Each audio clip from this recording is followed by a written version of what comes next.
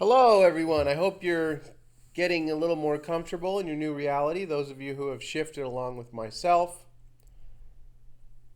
Today, I'm going to cover something that seems like an older Mandela effect, something that people were discussing and arguing about 10 years ago online. This totally blows me away. I'd like to mention real quick, the Mandela effect is such a crazy thing. Never in human history do I believe that there has ever been anything like this where you can grab a family member or friend and say, you know what, right now, I can either totally blow your mind, just totally blow your mind more than ever in your entire lifetime, or you're going to think I've just totally gone off the edge and lost it, and you're going to think I need help.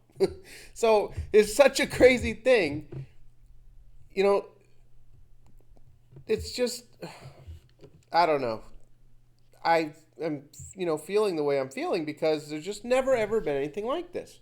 And there are still tons of people don't understand it. They think they can just go look something up and they can say, well, look, here it is. I debunked you. I debunked this. Here it is right here in the encyclopedia. You're wrong. Well, that's not what this is about. But anyway, we've gone over that several times. So let's talk about this here. Reverend Bowen visits Head Start classes. Now, this is going to be voting video number 18, I think. So please thumb this up if you agree with me. And please thumb it down if you don't. Now, I shouldn't even be able to do this. But, for whatever reason and whatever has gone on, my consciousness has shifted from another reality where this was true. And it isn't true in this reality. So I come from a reality, please thumb this up if you did too, where this was true. Reverend Lloyd Bowen visited the Head Start afternoon classes last week in connection with Black History activities. February 28th, Black History Month, 1990, Palo Verde Valley Times. He talked with each class, sang songs with them, and told stories. He emphasized say no to drugs. The classes are learning about the contributions made by Black people through the years, as well as those of our own local Black athletes. Among those Black people from history they're discussing are civil rights leader Martin Luther King, Eli Whitney, the man who mechanized the cotton gin, Garrett Morgan, who patented the stoplight, and so on. This is what I learned in school. This is what I always thought. I remember my whole life thinking that it was kind of ironic that someone who increased mass importation of slaves to work on cotton plantations due to his invention of something that, increased the profits of having the cotton plantations.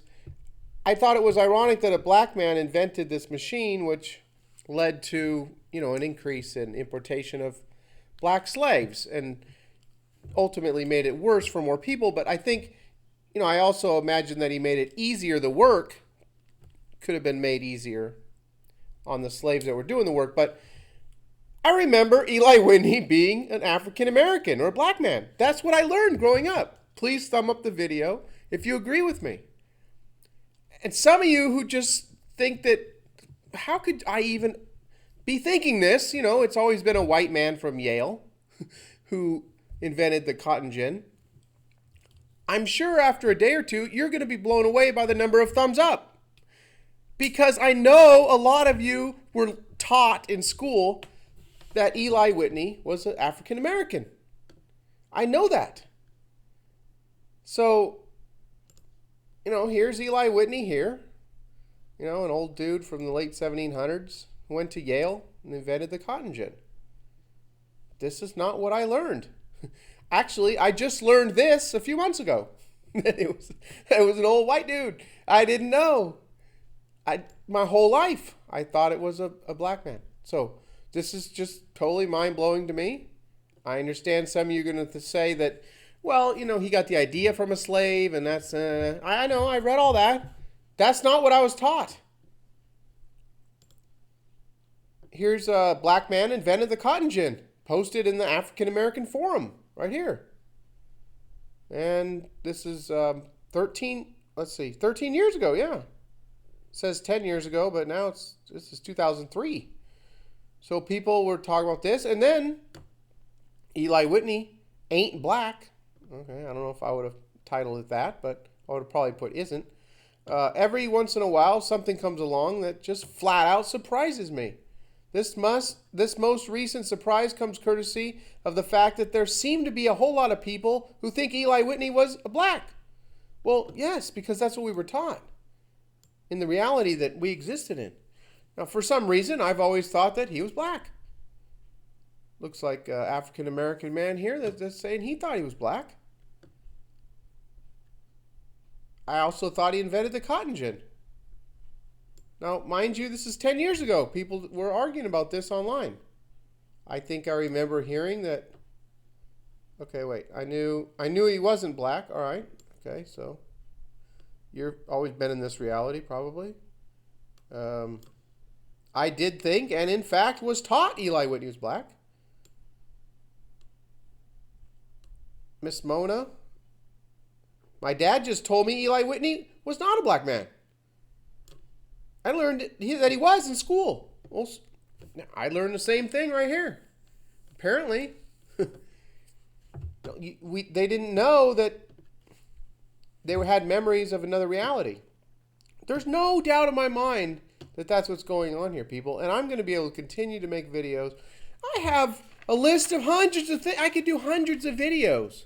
I don't really want to bore everyone with hundreds of videos on, little apostrophes and just a list of spelling things that are spelled different. I was going to do Adam's Family, has 2 D's. I only remember 1 D. Jim Carrey's got 2 R's in his name. I only remember 1. I mean, the list goes on and on. I've only scratched the surface of things that seem different to me now. Even former NFL Commissioner Pete Rozelle is now Roselle with a Z. Remember it being with an S. You just see his name come across the screen years ago. I mean, yeah, I could have misremembered that. I could have misremembered everything. But it just seems so many things have changed. Procter & Gamble, Procter ER just seems weird. Procter with OR, Procter & Gamble, they make tons of stuff. It's just on and on and on. No one should be able to show me a list of things and say, hey, look, you thought all of this was different. So anyhow, I'm rambling on now. Eli Whitney, if you always thought he was a African-American or black man that invented the cotton gin, please thumb up this video. If he's always been a white guy from Yale, please thumb down this video. That's it for now. I will talk to you all soon. Thanks for watching.